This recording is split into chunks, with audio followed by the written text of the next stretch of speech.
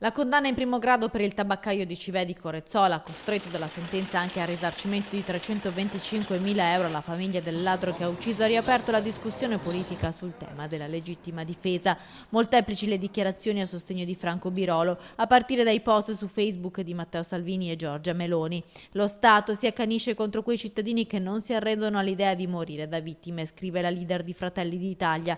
Io sto con il tabaccaio, twitta invece il segretario federale del Carroccio.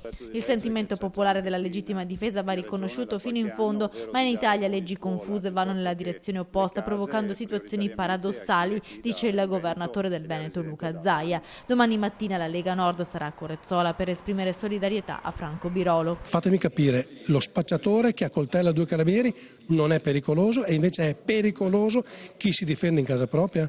Allora io mi auguro che questo Parlamento vada a casa domani mattina, che ci sia un ricambio generazionale e politico in Parlamento, prendere in mano queste leggi e dire una cosa molto chiara. Non c'è eccesso di legittima difesa, quando tu varchi la soglia di casa mia c'è solo la legittima difesa, punto.